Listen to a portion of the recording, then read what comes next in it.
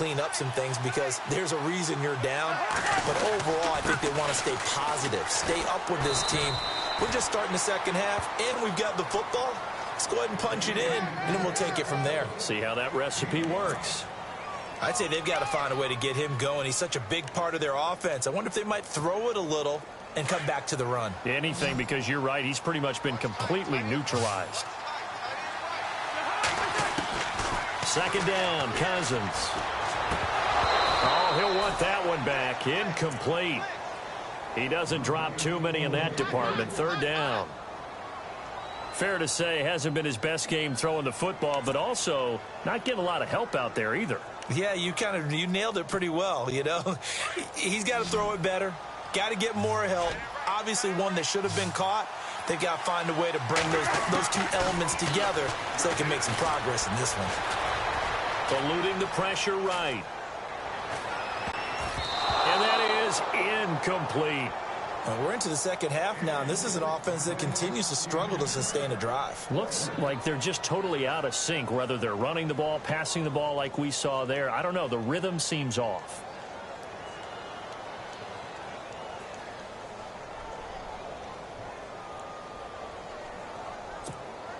Cousins in the offense is going to stay out there. They're going to try on fourth down.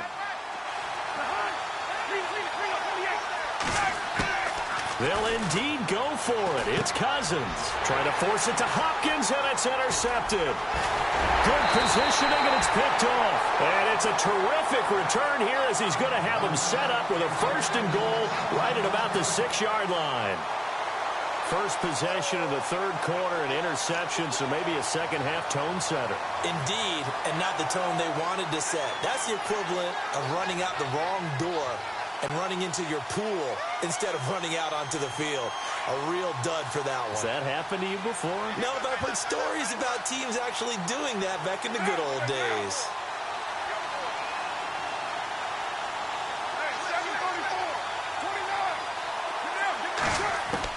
Now after the INT, it's Carr.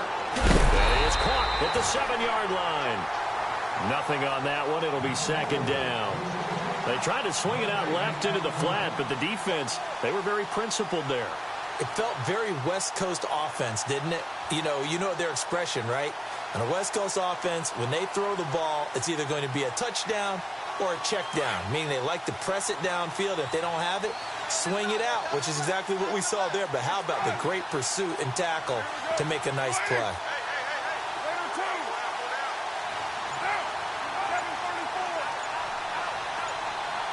And on the outside, they're playing press coverage. On play action, it's Carr. And he can't find a receiver, and he's brought down.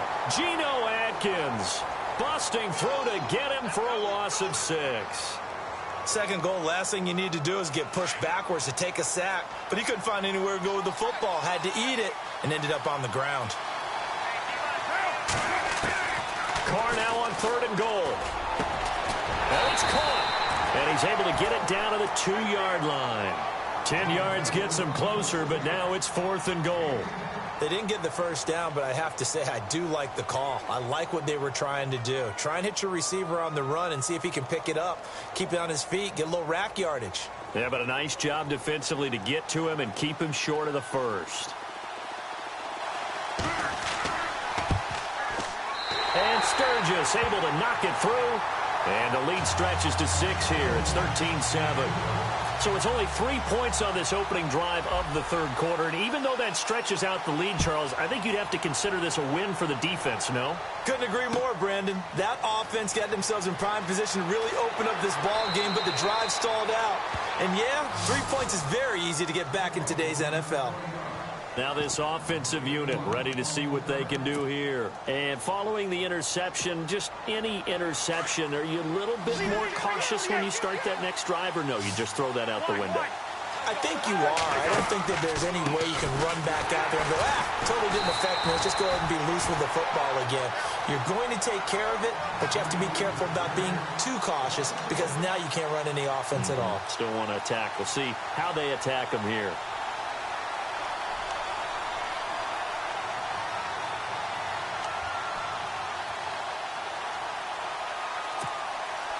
A little bit of ground to make up for the offense as they face a 2nd and 11.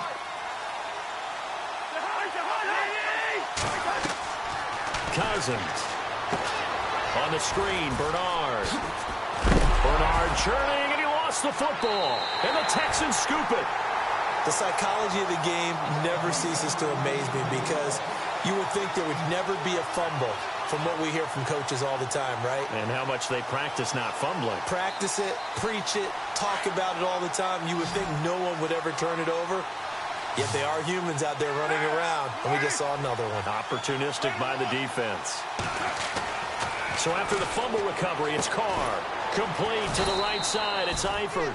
And he'll be brought down at the 27-yard line. The completion good for 3, and it's 2nd down. I think it's okay there. They didn't get a whole lot on that play, but it's nice to have a safety valve that's built like this guy. Big target, guy you can spot pretty easily. Put it on him when your other targets aren't open. Looking to throw on 2nd down. Carr drops this off to Tomlinson, complete.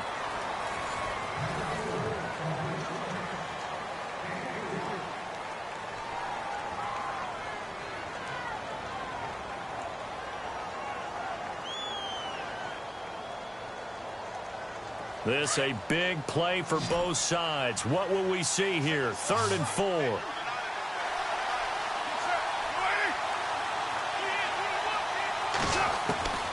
Shotgun now for Carr. Flush to his right.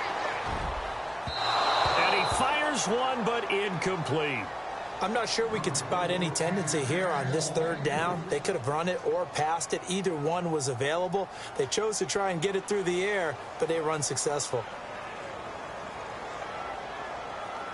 So on 4th down, out trots the kicker in a big spot here. This to make it a 2-score game. And Sturgis able to knock it through. And now it's a 2-score game at 9, 16-7. So that's a big one there. It's his 3rd field goal of the game, and a 2-score lead's got to feel pretty good right about now. And while they're not free and clear yet, you're right. Now this defense can go out knowing that it's going to take more than one big play to catch him. And he'll take this up past the 20 and down at the 22-yard line. Out comes this offensive unit as they get set to take over here. And last time they coughed it up, led to a field goal. They're fortunate that it only led to a field goal, but still, they're not happy about it. Could you sense the relief, though, when they only gave up the field goal?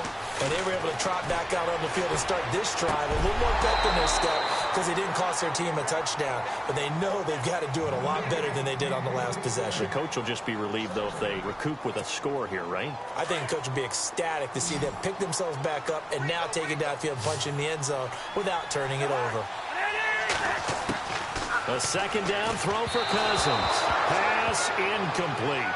Let's face it, you can run the route tree as many times as you want, get in sync, practice it, do all those things. But once you get to game speed, it doesn't always time up quite that well. That one goes incomplete.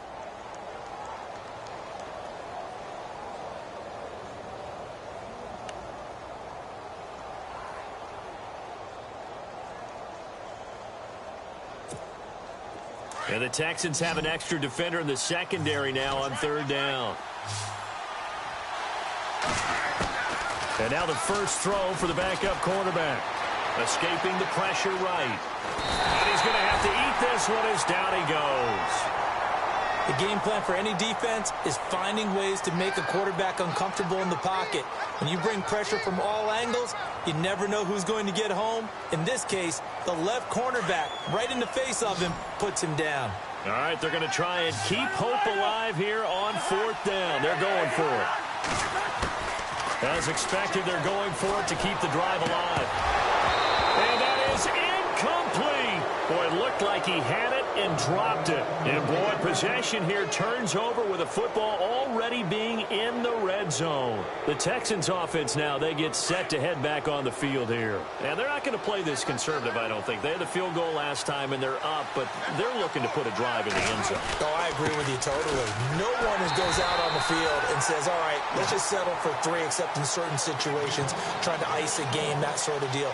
Most of the time, it's end zone, and that's what you're thinking, and I believe that's exactly what they're thinking as they begin this one. Yeah, no quarterback ever goes out there saying, hey, let's get 3, right? Not one that I've ever met.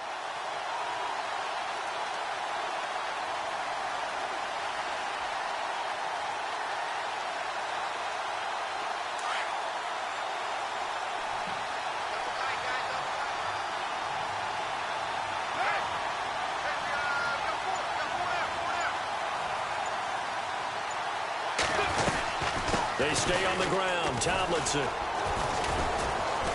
And good downhill running. He's got 6 yards down to the 13. The fourth quarter here, they've got the lead. They want to keep it on the ground. That's what they're doing.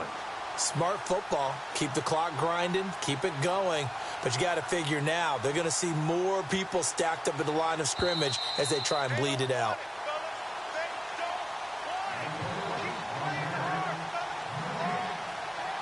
Time for a break.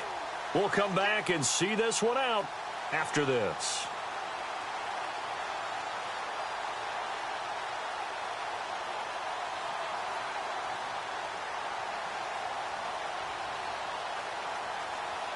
The Texans on 3rd down. Just 1 for 3 thus far. This will be 3rd and 6. Now Carr on the bootleg. And he'll take this one in for a Texans touchdown. Jordan Reed from 13 yards out. And the Texans will extend their lead. Well, it'd be real easy to say that they are firmly in control right now, but I'm looking at your face and I'm thinking I've got to be careful with that. Well, it's a 2-score game. You're inside of 2 minutes. I think you can breathe relatively easily now. Yeah, you can, but still, you got to stay vigilant. Can't give up anything cheap and easy. That could put you in some jeopardy. Out is the kickoff unit as they run up and send this one away.